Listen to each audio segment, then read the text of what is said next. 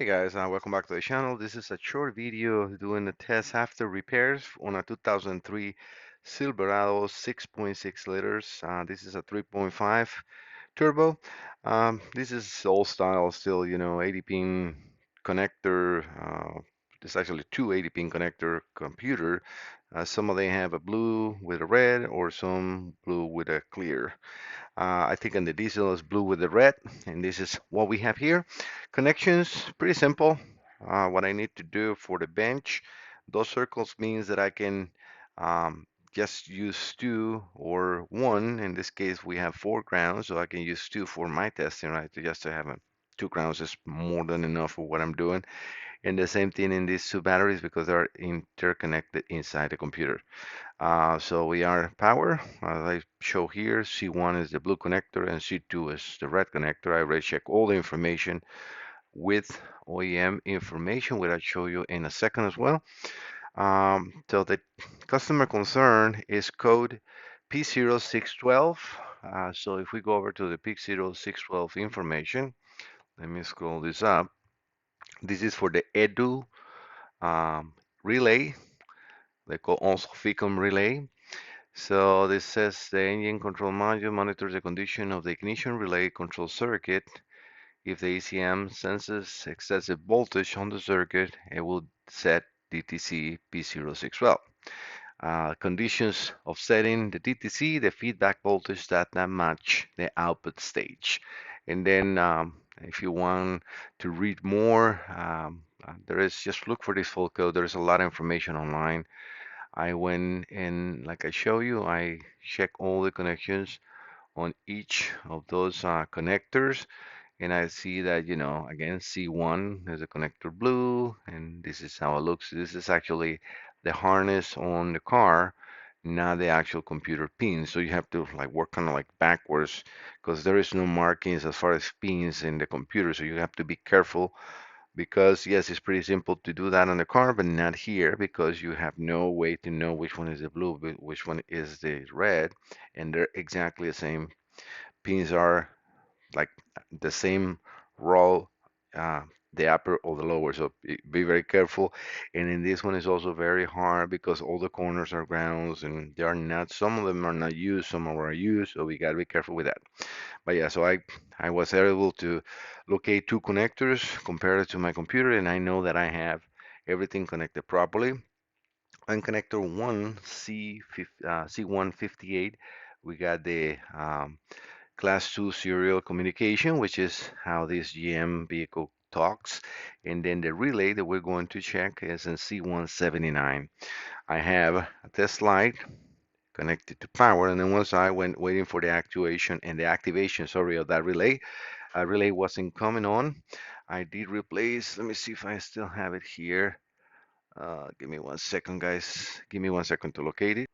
All right, find it. So this is the driver that is facing backwards in here. So those are the exactly same drivers in here. So yeah, that is the main culprit. It is very hard to find parts for the diesel. Very expensive too, even for these old vehicles. So I had to ask the customer to give me time because otherwise he's gonna have to, or he was going to need to buy a complete module. And he's like, yeah, to take your time because I'd rather wait and because I don't want to spend that much money. Otherwise, I will just discard the truck, and I don't want to do that. So I'm like, yeah, let me just try to help you, and I was able to locate it. All right, so we have that. So these are the pins again on the computer. This is connector one. If we go over to connector two, and this is what I want to show you that, I mean, looking in here, it makes no difference, right? So you have to be careful. Again, the pins are very close. Look at when you're looking at the computer. If you have this and you're in the car, then you can look for wire color, and that will guide you, and then that's how you can. And the connector will have the color, of course, right? As far as the relay uh, diagram, let me just talk because in this same diagram we have the powers and grounds for the computer, and this is how I have. So these dotted lines connected to me, this is connector C2, so grounds in 1 and 40, and same thing in grounds, C1, 1 and 40, and then we have the same thing here, C1 all the way up to here is C1, and then this is C2. Going into the relay, as you can see, it's named in here FICOM relay. And it's funny because if you look into the full code description and all the information, it is calling it ignition relay or EDU relay. So, and then now they put a different name on the pin. So very, very confusing when you're not familiar with a system, or if you're not familiar with the system, right, to make sure that you're working in the correct actual circuit. But yeah, so I am very familiar. Everything is, like I said, all mapped out and compare and check, make sure we are in the correct circuit. So looking at in here, we have the PCM sending a ground control on pin 79. That might actually be better for you guys to look less bright for my eyes as well too. But yeah, so we got the ground in here, and then we have a constant power coming from fuse 20, actually it doesn't say, it just says PCMB is a 20 amp fuse, right? That also feeds the computer on pins 57 and 20 for constant battery power. So what the computer does, it activates this relay as soon as you got the ignition on, because we got an ignition control in here. When this, by the key, you turn this, because this will be terminal 15, right? Because it's coming from the ignition switch. Then you will have ignition feedback through the relay, which is also a terminal 87 relay or voltage, let's say, right? Not relay, sorry. A terminal 87 power. They call this in here ignition 1 and ignition 1, and they should not be called the same. Again, another confusing names that they use, and if you go over to the connector, is the same. So yes, this is an ignition coming from your ignition switch through a relay, which is good. You will have then the confirmation. The computer will use these two voltages to compare. So we have an ignition. As soon as you put the ignition on, the computer will look for the activation, because there is no bidirectional control, because it's also a power for the computer. So as soon as you turn the computer on, this will be, or it has to be on, otherwise you have a problem. And then after you set the ignition on, your computer is alive, talking now, the computer will compare this voltage to this voltage, and if it's a difference, I will set up the full code. So that's exactly what we had before. So what I'm going to do, and I have, again, as usual, the top-down Phoenix Max to do this test. So let me power the computer and look at the relay here. This should come on instantly. So this is automatic, and it is on. That is good. The relay is working properly now. So the driver is 100% operational. So we're going to go over to an auto scan. I forgot to write down the last digits of the bin, but I can go pretty quickly to his folder. So we're looking for 58 508, the last digits of the bin number. So 58508, 58508. So this is exactly the truck. It's a Chevrolet Silverado 1 ton, and this is a complete bin number. Now we will go over to quick access, and that's normal into any other scanner. Again, that is not the original for the vehicle. It will start asking a lot of things, and even on these old vehicles, even if you use the original, it will ask all this. So I'm just doing any selection in here, because for me it will be all the same. So I'm going just to get into the PCM, because I'm got nothing else connected, right?